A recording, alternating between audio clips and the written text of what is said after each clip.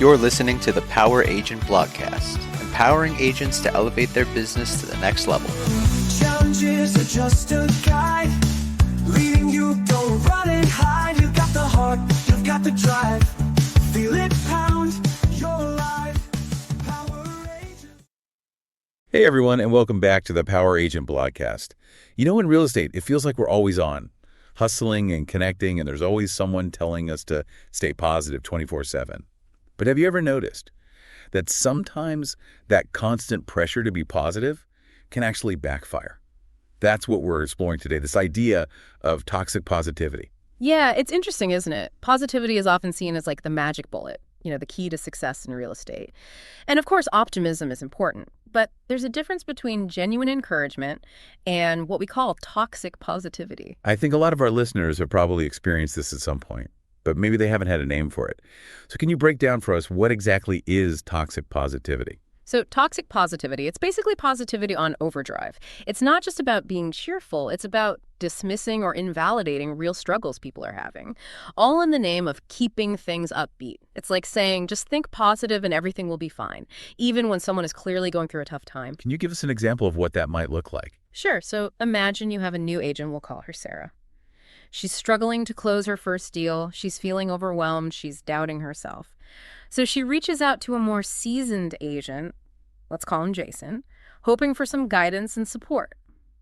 And I'm guessing Jason doesn't exactly provide that. Well, Jason means well, but instead of listening to Sarah's concerns, he just throws a bunch of positive affirmations at her, tells her to stay positive and don't worry. Classic toxic positivity. So instead of feeling heard and supported, Sarah probably just feels even more alone and misunderstood. Exactly. It's like telling someone with a broken leg to just think positive and walk it off. It's dismissive and ultimately unhelpful. And I think this happens more often than we realize. Like maybe you're in a team meeting and everyone is talking about how amazing their month is going, and you're sitting there feeling totally overwhelmed, but you don't want to bring down the mood, so you just put on a smile and pretend everything is fine. That's toxic positivity too, right? Absolutely. That kind of environment creates a culture where it's not okay to be vulnerable. Which then leads to a lack of trust and connection. And that can have a big impact on the team's performance. It's not just about hurt feelings, right? Toxic positivity can actually hurt a team's bottom line. For sure. You might see things like low engagement, where people are just going through the motions, they're not really invested in their work. You might also see low morale, that even those forced pep talks can't fix. And of course, high turnover. People leave because they feel unheard and unvalued. They get tired of the fake positivity. And I bet another big consequence is stifled creativity. Oh, absolutely. If you're only allowed to express positive thoughts, you're probably not going to speak up with new ideas, especially if those ideas involve pointing out problems or challenges. It's like everyone is walking on eggshells, afraid to rock the boat. Exactly. And these subtle signs are a clear indication that your team is craving authenticity. They need a leader who recognizes that challenges are part of the journey and who can create a space for honest communication and genuine support. So how do we create that kind of environment? How do we strike a balance between being optimistic and also being realistic about the challenges we face in this business? That's the million-dollar question, isn't it? And that's what we're going to dive into next. We'll talk about some leadership strategies that can help you cultivate a more balanced and supportive environment for your team. When it comes to creating that kind of environment where people feel supported and encouraged, but also where it's okay to be real about the challenges, it all starts with leadership. Leaders set the tone for the entire team. If they're the ones pushing this good vibes only mentality, it's going to trickle down and create this disconnect where people don't feel like they can be honest about what they're struggling with. So how do we break out of that pattern? What does good leadership look like when it comes to this idea of balancing optimism and realism? Where I think the first thing is acknowledging reality. As a leader, you need to create a space where people feel comfortable sharing their struggles, even the stuff that's hard to talk about. That can be tough though, right? Yeah. Especially for leaders who are naturally optimistic. They want to protect their team from negativity. It's definitely a balancing act. But by acknowledging the tough stuff, you build trust. You show your team that you're not afraid of difficult conversations. It's like you're saying, hey, we're all in this together. We're going to face these challenges head on. Exactly. And once you've acknowledged the challenges, The next step is to shift the focus from just staying positive to finding solutions. So instead of just offering those empty platitudes like, don't worry, be happy. Right. You encourage collaborative brainstorming. You create a space where everyone can contribute ideas for overcoming those obstacles. I love that. It's about moving from feeling good to taking action. And it shows your team that you value their input, that you're not just looking for yes men. What other leadership strategies are important for creating this kind of balanced environment? Setting realistic goals is huge. You know, in real estate, there's so much pressure to be crushing it all the time, to close a ton of deals and make a ton of money. And it's easy to get caught up in that hype. But overpromising and setting the bar impossibly high, that just sets people up for disappointment. So instead of saying we're going to close 100 deals this month, it's about breaking that down into smaller, more manageable steps. And celebrating those wins along the way. Which brings me to another important strategy, encouraging a growth mindset. I'm curious to hear more about that. How does having a growth mindset actually help agents deal with all the ups and downs of this business? A growth mindset is all about reframing challenges as opportunities for learning and development.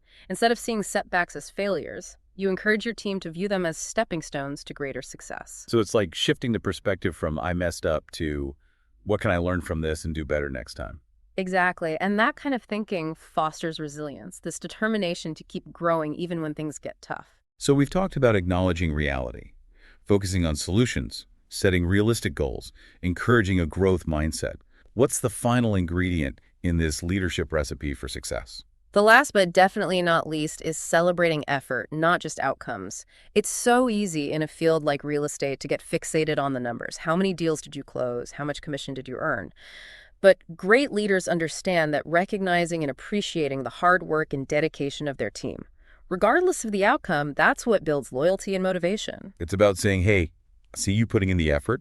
I value your commitment, even if this particular deal didn't work out the way we hoped. And that creates a truly supportive and inspiring environment where people feel valued and respected and motivated to bring their A game. Now, we've been talking a lot about leadership strategies, but what about individual agents who aren't leading a team? How can they apply these insights to create a more balanced and productive work life for themselves? That's a great question, because even if you're not a team leader, you can still have a huge impact on the culture of your workplace. It's a collective effort, you know? So for those of us who are individual agents, what can we do to make sure we're creating a healthy work environment for ourselves and those around us? Well, I think the first step is always self-awareness. Take a moment to reflect on your own tendencies.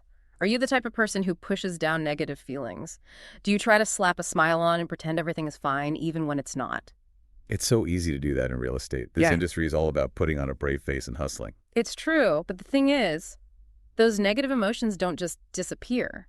They can manifest in other ways, like stress, burnout, even resentment. So what's the alternative? Instead of forcing positivity, try shifting your focus to finding solutions. Can you give us an example of what that might look like? Sure. Let's say you're facing a challenge. Instead of telling yourself to just stay positive, ask yourself, what can I do to overcome this? What resources do I have? Who can I ask for help? That makes a lot of sense. It's about taking action instead of just trying to change your mindset. And remember, it's okay to ask for help. It's not a sign of weakness. In fact, it's a sign of strength. We've talked about individual agents and we've talked about team leaders. But what about the real estate industry as a whole? Do you see this shift happening on a larger scale? This move away from the hustle and grind, always be positive mentality? You know, I do think there's a growing awareness that mental health and well-being are important, even in a demanding field like real estate. It's not just about being nice to each other. It's about creating a work environment where people can thrive. Exactly. And smart leaders are starting to realize that a supportive and inclusive culture, where people feel safe to be themselves, that's what ultimately leads to the best results. This has been a fascinating conversation. I think we've all learned a lot about the importance of finding that balance between optimism and realism. I hope so, because at the end of the day, success in real estate, or any field for that matter, it's not about ignoring the challenges. It's about facing them head on with a healthy dose of optimism and a willingness to support each other along the way. Couldn't have said it better myself. Thanks for joining us, everyone. And we'll see you next time on the Power Agent Blogcast.